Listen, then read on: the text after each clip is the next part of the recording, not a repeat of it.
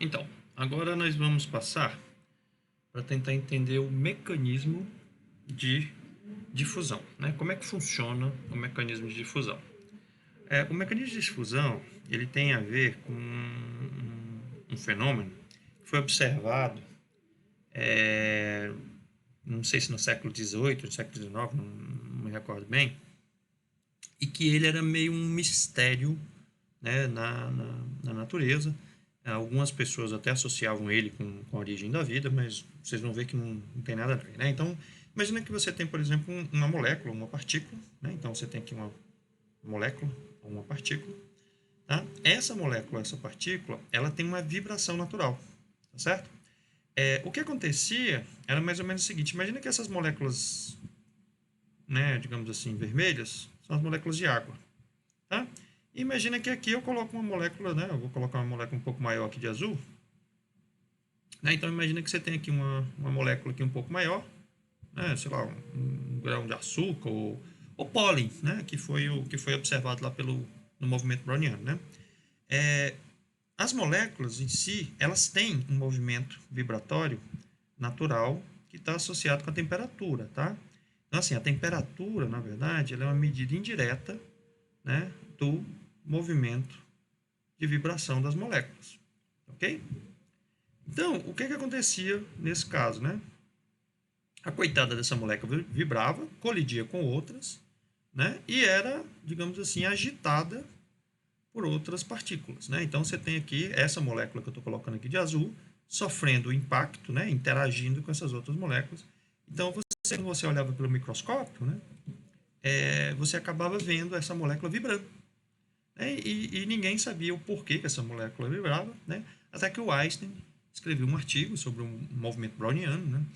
Eu recomendo que vocês procurem isso, tá? Na internet, são das coisas mais legais que tem, tá? De física, e que é simplesmente a explicação do processo de difusão, tá? Vocês vão ver que o processo de difusão nada mais é do que, né,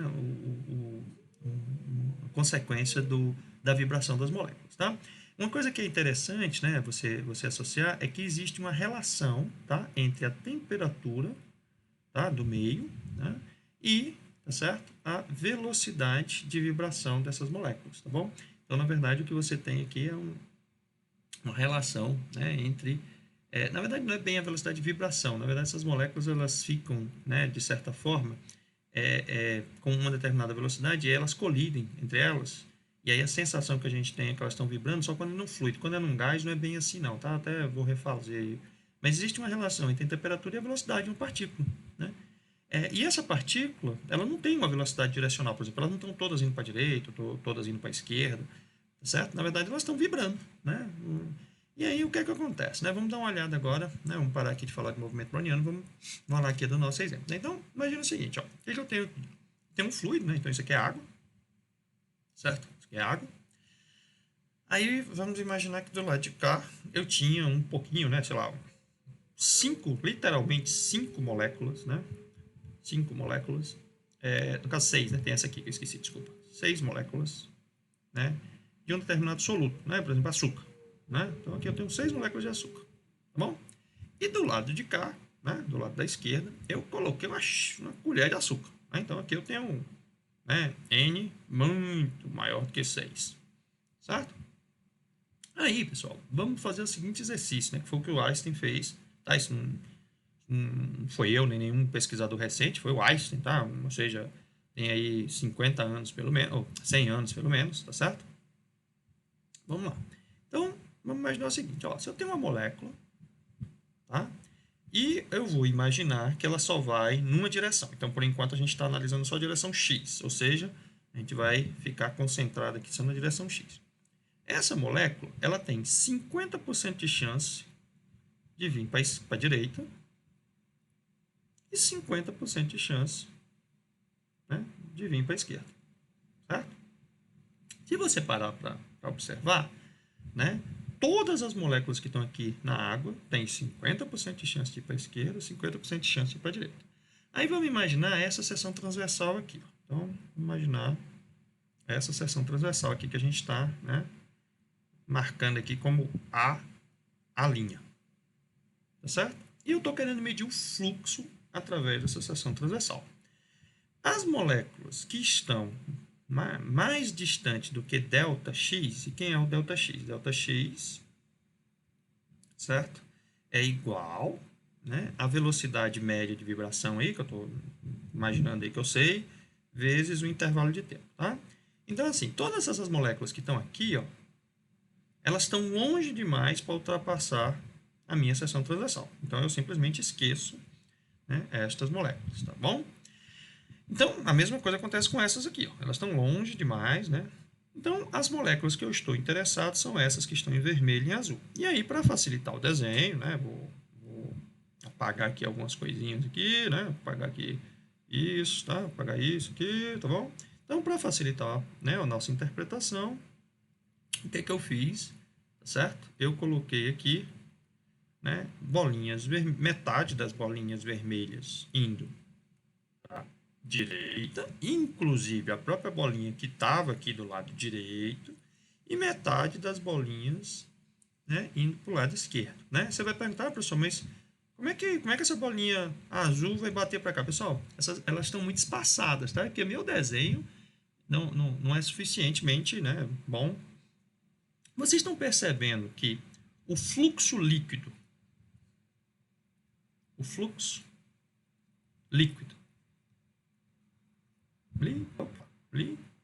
nossa, só um minuto. Não sei o que eu estava escrevendo aí, não.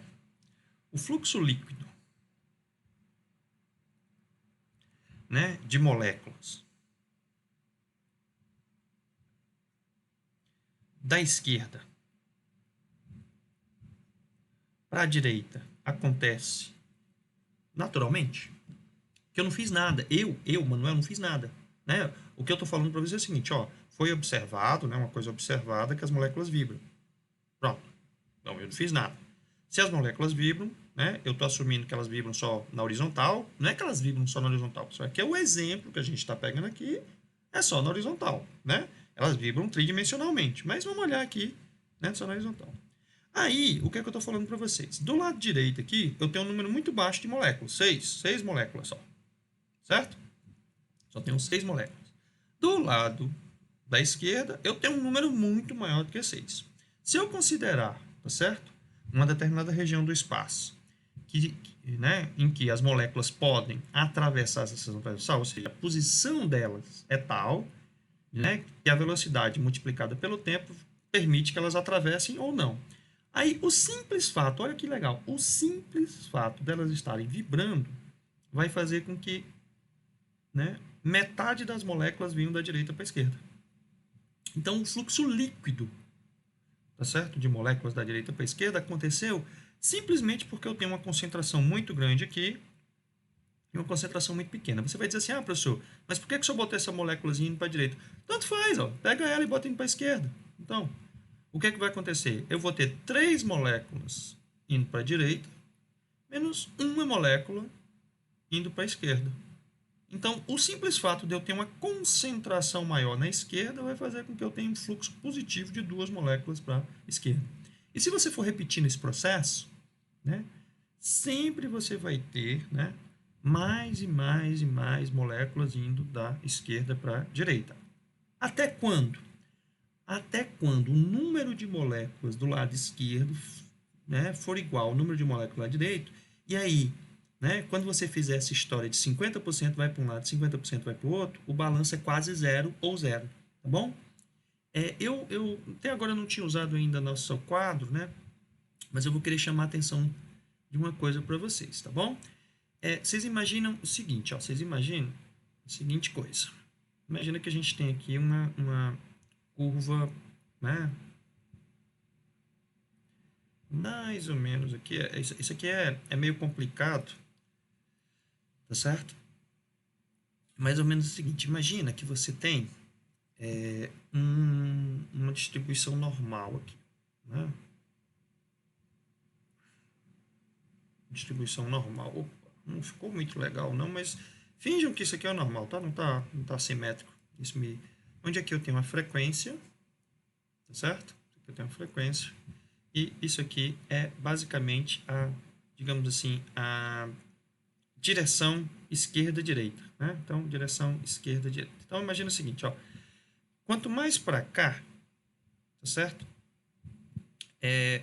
Pessoal, não gostei. Não gostei. Vou parar. Vou desconsiderar desconsiderem esse gráfico. Se der certo, no final eu explico. É porque o que eu queria mostrar para vocês era basicamente o seguinte. Inicialmente, a probabilidade maior é de você ter um fluxo para a esquerda, certo?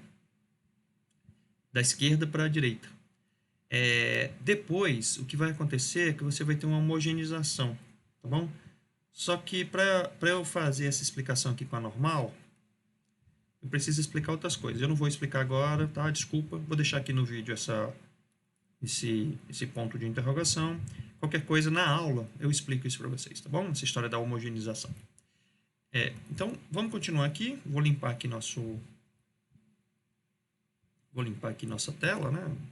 Vou apagar aqui nossa tela inteira, tá bom? E aí, basicamente, o que a gente tem, né, é que no intervalo de tempo ΔT, né, cada partícula tem uma probabilidade de 50% de chance, né, de se deslocar. Mais, ó, vamos lá, mais ΔX ou menos ΔX. Né? O que é ΔX? O ΔX a gente já sabe, né? ΔX é mais ou menos a velocidade média, né, multiplicado por esse ΔT que a gente está analisando. Tá bom? Então, ó, estatisticamente, né, não tem uma força, né? Você pode até perguntar assim, professor, por que as moléculas estão vibrando? Né? Elas vibram, tem a ver com a energia interna delas, né? Mas assim, assumindo que elas estão vibrando, você não precisou fazer nada para que houvesse, né, um fluxo da esquerda para a direita, tá bom? Então, o número de moléculas que atravessa da esquerda para a direita é maior, né? Então, vamos dar uma olhadinha aqui na parte matemática, ó. Se você imaginar, né, que você tem uma concentração C1 aqui, ó, né? Então, a concentração C1, né, é maior do que a concentração C2, né? Então, C1 é maior que C2, né? Nesse caso aqui é bem maior do que C2, né? Então, olha só que interessante. Você vai ter o quê? 50% de chance, né, das moléculas, né, atravessarem da direita para a esquerda. Como é que você sabe, certo? O número de moléculas que vão atravessar. Basicamente, você pega aqui, né, o intervalo de tempo aqui que você tem, ó, o intervalo de espaço que você está analisando, vezes a concentração. Né? Se vocês analisarem, isso aqui é velocidade. Ó, tá bom? Isso aqui é velocidade. Então, é quase como se você estivesse pegando aqui, ó, 50%, né, de VC1 menos 50% de VC2. Tá bom? Você poderia interpretar isso. A mesma coisa aqui, né? Aí, pessoal, C, né? C é uma função contínua. Não, preste atenção, não é que ela é igual. Se a gente imaginar aqui, ó, a nossa região do espaço, né? Aqui, desse lado de cá, que eu vou colocar o zero, né? Vou botar aqui zero e aqui eu vou colocar L, né? Então, aqui no zero, a concentração é muito alta. No L, a concentração é baixa, mas isso faz assim, ó. E aí aqui fica baixo, né? Então, a gente tem uma região aí de transição, tá bom? É isso aqui que eu estava querendo mostrar para vocês, tá? Era isso aqui que eu estava querendo mostrar para vocês lá com a normal, mas aí eu não fui bem sucedido, não vou... Depois a gente tenta fazer isso, tá certo? Aí, pessoal, olha só que interessante, né? Se isso aqui é contínuo, eu posso fazer essa aproximação. Olha o que essa aproximação quer dizer aqui para vocês. Vamos apagar aqui, né? O que essa aproximação quer dizer? Ó, presta atenção, vamos trazer ela para cá. Isso aqui vocês fizeram com diferenças finitas, tá? Ó, delta C sobre delta X, né? Pode ser aproximado da derivada de C em relação a X, né? Se eu fizer isso aqui devagarzinho, né? Fica assim, ó, C2 menos C1 dividido por ΔX, né, é igual, tá certo? A derivada de C em relação a X, né? Aí, eu posso dizer que C2, né, isso aqui sempre é aproximado, é igual a quem, né? A C1 mais ΔX, derivada de C, ΔX. Isso aqui, pessoal, foi o que vocês usaram lá no começo do curso para diferenças finitas. Tá bom? Isso aqui basicamente é a parte de diferenças finitas. Aí, se a gente continuar aqui substituindo, né? Ó, presta atenção, vou continuar substituindo aqui. Deixa eu apagar tudo. Eu vou pegar essa aproximação aqui, ó. Né? Pegar essa aproximação e vou colocar aqui dentro. Tá certo? Aí, como é que vai ficar? Ó? O Q de A para B, né? Ou seja, da esquerda para a direita, vai ser igual aqui. A área, né? O 50%, o x e o ΔT, a gente pode fatorar, né? Então, fica ΔX sobre 2 ΔT, né? ΔX sobre 2 ΔT, tá bom? E aqui fica C1, né? C1 menos C2, tá?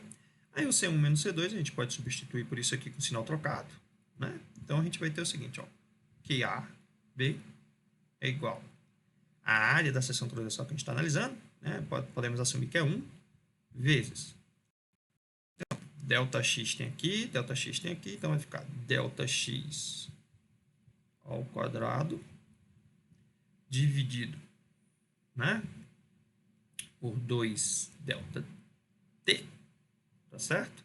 E isso aqui, né, a gente vai associar com isso aqui, tá certo?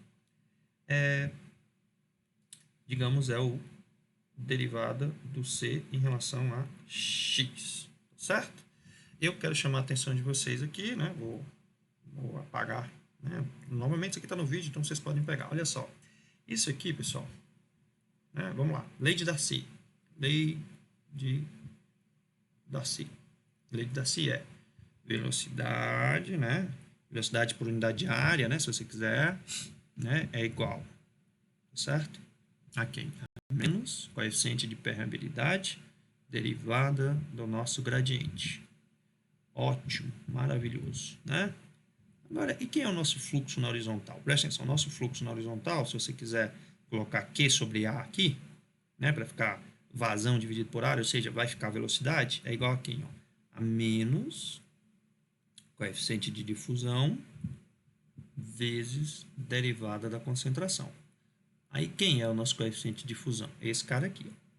Então, olha que legal, o coeficiente de difusão é uma propriedade geométrica temporal. Né? Ele não tem nada a ver com o material. Né? Você não precisa se preocupar. Não sei se vocês perceberam, em nenhum momento eu falei que isso aqui é água ou que isso aqui é um gás. Tá certo? É óbvio que esse coeficiente de difusão aqui, né, ele está simplificado, e que o coeficiente de difusão que a gente vai usar é outro, que é um coeficiente de difusão efetivo, que leva em consideração a tortuosidade. Tá? Mas olha que interessante, né? De onde vem o 2? Né? De onde vem o 2? O 2 vem do 50%. De onde vem o ΔT? Né? O ΔT é porque a gente está analisando o que acontece num determinado instante de tempo. Se você imaginar aqui que o dx sobre ΔT é uma medida de velocidade, né? É uma medida de velocidade, ou seja, o ΔX é exatamente o tanto que eu tenho que me preocupar do espaço porque eu tenho uma determinada velocidade, né?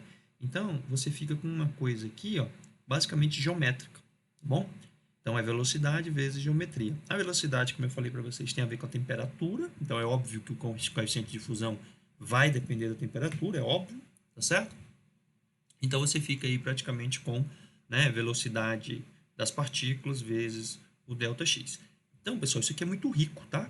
E, novamente, eu falo novamente, tá? Quem inventou isso aqui foi o Albert Einstein, tá? Quem inventou não, quem estudou, né? Quem inventou foi Deus. Quem estudou isso aqui foi o Albert Einstein. E tenho quase certeza que foi a tese de doutorado dele, tá? Não tenho certeza absoluta, mas vocês podem checar aí na internet, tá bom? Então, vamos dar uma olhada aqui, ó. Isso aqui foi exatamente o que eu falei para vocês, né? Se vocês quiserem, a gente pode brincar aqui, ó. 1/2, ou 1/2 é de 50%, né?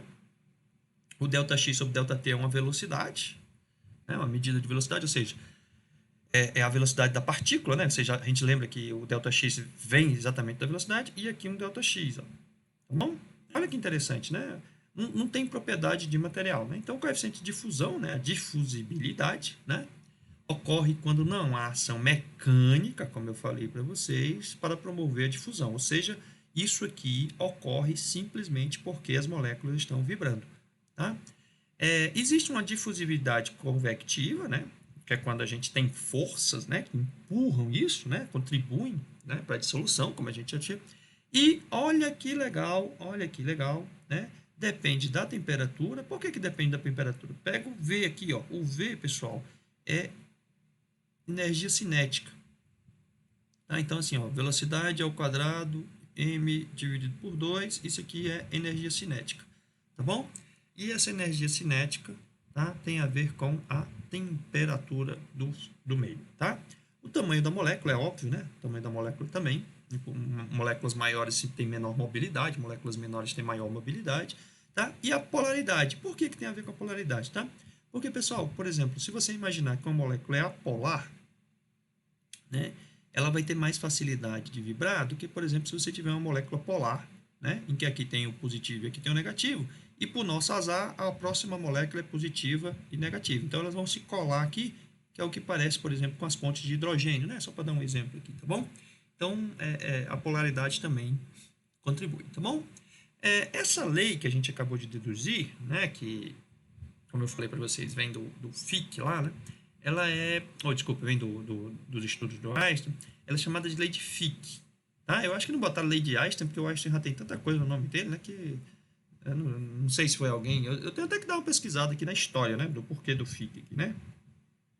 Talvez o Fick tenha feito heuristicamente, né, antes, e aí o Einstein só depois deduziu, né? E prestem atenção que ela é exatamente igual à lei de Darcy, tá? Só que, tá certo? Só que aqui, ó, a gente pega o potencial químico. Bom, procurem aí, né, no Google aí, né, a fórmula de potencial químico, vocês vão ver que é proporcional à concentração, né, do nosso soluto. Essa tabela aqui, pessoal, eu tirei da tese de um colega que estudou, né, ele estudou fluxo reativos, né, e ele categorizou, na verdade isso aqui não é dele, né, provavelmente ele pegou de outra pessoa, mas ele ficou muito legal, aí eu fui e peguei aqui pra gente também. Ele categorizou todos os, né, fenômenos que a gente tem. Então, ó, quando é hidráulico, né, quando é um problema de potencial químico, quando é um problema de calor e quando é um problema elétrico, né? E aí, olha, novamente, né? Quando você tem um fluxo, né, que você está usando o potencial hidráulico, né, botar assim, potencial, né, hidráulico, e a coisa é um fluido, né, então a gente chama de lei de Darcy. E aí tem outras categorias aqui de fenômenos que ocorrem, tá vendo?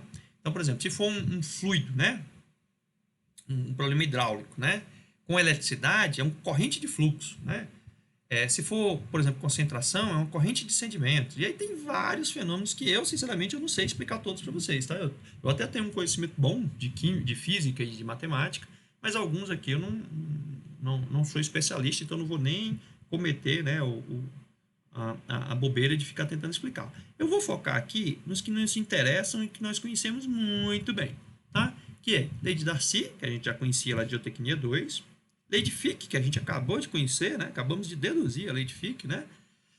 Lei de Fourier, né? Todo mundo lembra lá, né? O que é a lei de Fourier? Corrente elétrica, né? Desculpa, lei de Fourier é com calor, não tem nada a ver com corrente elétrica. Lei de Ohm, né? Vamos logo aqui para lei de Ohm. Lei de Ohm é corrente elétrica é igual a quê? Né? A DDP, que é o gradiente de potencial elétrico, né? Sobre a resistência, né? Que nada mais é do que a permeabilidade, tá bom? E a lei de Fourier, que é exatamente a mesma coisa, né? A lei de Fourier é que o fluxo de calor, né, tem aqui uma condutividade térmica, não sei qual é a letra que eu usaria aqui, eu vou botar vezes um gradiente. Na verdade eu errei tudo aqui. Não, o φ, geralmente a gente usa φ para vamos corrigir aqui. Geralmente a gente usa φ aqui, φ para né, fluxo de calor, né? Geralmente é um C, mas sei lá, vou botar um C aqui de condutividade térmica, né, e um gradiente de temperatura, tá bom? Então, olha que interessante, né? São todos iguais, tá bom? Então, a gente tem vários fenômenos que são regidos por leis muito semelhantes, tá? E aí, o que é que fica aqui né, digamos assim, se isso aqui é a diagonal da nossa matriz, o que é que fica aqui, né, nos opostos, né? São fenômenos, digamos assim, ó, quando você tem um potencial hidráulico, né, num soluto, né, então você tem um processo de ultrafiltragem, que sinceramente eu não saberia explicar para vocês muito bem, né. Agora, quando você tem, né, um gradiente de concentração num fluido, né? Isso aqui é um fluxo osmótico que a gente conhece. Esse aqui a gente conhece, né? Esse aqui é tranquilo, a gente conhece. Tá bom? Então, olha só que legal, né? Você tem várias combinações, né? E todos eles, né? Gradientes que estão, né? Digamos assim, em balanço, né? Agindo, né? Com o fluxo, tá bom? Aí, tem mais uma coisa que a gente precisa demonstrar, né? Antes da gente ir para as equações, tá? Que é mais ou menos o seguinte, ó. Quais são os principais componentes que a gente tem em cada uma das fases, né? Por exemplo, quando a gente está aqui na fase sólida, né? Os componentes que a gente tem que vão migrar são os minerais, tá? São solúveis, minerais solúveis. A gente não faz migração, né, de partículas de sólido, tá? Outros componentes que a gente tem são cátions e íons, né? Que podem também estar migrando, tá? Quando a gente está na fase, analisando a fase líquida, né? O principal componente sempre vai ser a água, tá? Os outros componentes que a gente pode ter são ar dissolvido ou solutos, né? Quando a gente está na fase gasosa, geralmente a gente tem o ar seco, né? E o outro componente que a gente tem é o vapor, tá bom? Aí aqui começa a ficar complicado, né? Por quê? Porque se a gente tiver reações, né? A gente pode ter reações homogêneas, né? Como troca catiônicas, né? Reações ácido básico, né? Oxidação, redução. A gente pode ter reações heterogêneas, né, que são dissoluções, precipitações de minerais ou trocas catiônicas, que eu não prefiro nem discutir com vocês, porque provavelmente vocês sabem mais do que eu, né? E nós podemos ter essa daqui, que aí é o fim do mundo, que são as reações biológicas e meia-vida, né, meia-vida biológica, e aí nesse caso a gente vai para um outro nível, né, digamos assim, de reações. Vocês vão ver que esses caras aqui, ó, e esse cara aqui, tá certo? Eles vão entrar como parâmetros na nossa equação. A gente não vai dar muita explicação para eles, tá? Por quê? De novo, né? Eu saí um pouquinho da minha zona de conforto, né? Eu não sou especialista em química, né? A parte que eu entendo bem aqui é o processo de difusão, porque ele é um processo físico, tá? Mas a parte de dissolução, de troca catiônica, essa coisa, eu saio do meu, digamos assim, da minha zona de conforto. Então, vocês vão ver que eles vão entrar como coeficientes, tá bom?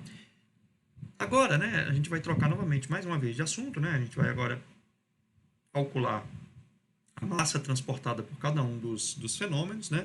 E aí a gente vai começar a fazer a derivação da equação. E essa é a última parte, então eu vou dar mais uma parada. E aí daqui a pouco a gente termina essa aula, tá bom?